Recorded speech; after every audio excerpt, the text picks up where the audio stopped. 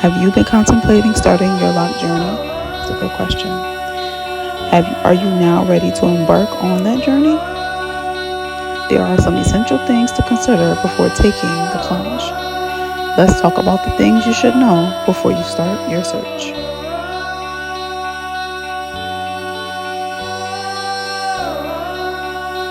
Hey YouTube, welcome to my channel. It is Marquita Lloyd, your lock journey advocate, who is also a mom and also a Christian. So you'll be getting all this content from me on this page. Today we are talking about what you need to know before you commit to any locking style, whether that's sister locks, micro locks, interlocks, or regular dreadlocks. These are some things you need to consider before getting any locking style. So let's get into it. I have at least 5 things that I think would be helpful to you on your journey into figuring out if you want to get locks, why you want to get locks, and all the above. So the first thing we're going to talk about is your why. Why do you want to get locks? What is it about locks that you want? What is it? Just the style? Is it just the fad? Is it just something that you want short term, long term, things of that nature? So your why is very, very important. I say that because there are some things that we want to do short term, that we want to just have a little style, a little something that we can do, which you can do. You can get faux locks. Faux locks are an option. But if you want to lock your hair like mine or have it really, really locked like other people's that you see, you need to consider your why. Why do you want locks? And when you consider your why, it'll bring you to the next step.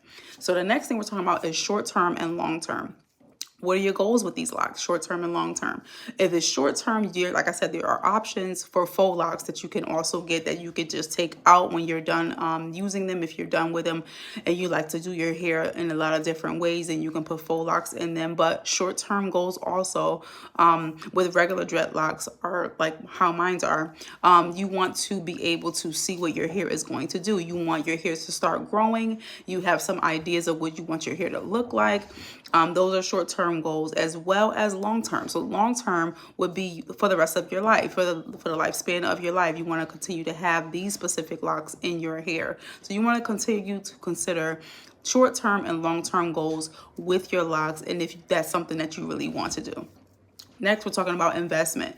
These locks are an investment. They are truly an investment, especially for sister locks. Let's speak about that shortly. So sister locks are a specific locking pattern and locking style that are set in place through Sister Locks TM, which is a brand that is marketed to African American women who have natural hair and want to lock their hair, but they want the versatility to still be there, and they want all the things that comes with the lock journey, but they still want their hair to be beautiful. So sister locks are smaller locks. They are more cohesive. They are more intense, I would say, as a consultant doing sister locks. They can be intense, but they are beautiful, and they are an investment. They cost upwards from, I would say, from $1,200 to up to $2,000 and even more, depending on where you go and what state you get your locks done in.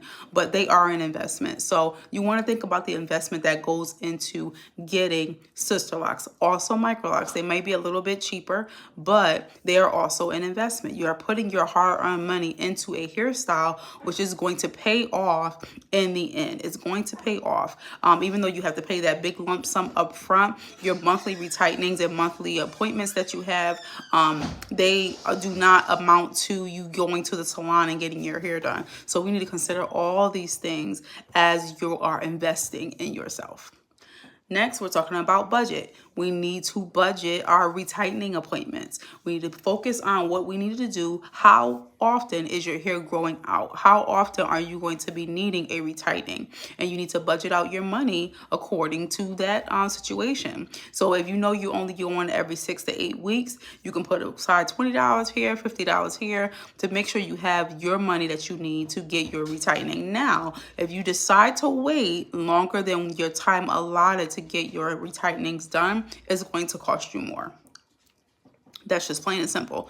If you wait longer than the allotted time that your consultant gives you, it's going to cost you more. So you want to be mindful of that. And if that's the case, if things happen, and I get it, you make sure you put a little bit extra to the side, because it may cost you a little bit more because your hair has grown out a lot more than it had before.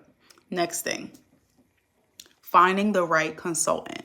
We're going to get more into detail about this. I'm just going to give you a quick tip though. When you are finding a consultant, you want to make sure they are professional.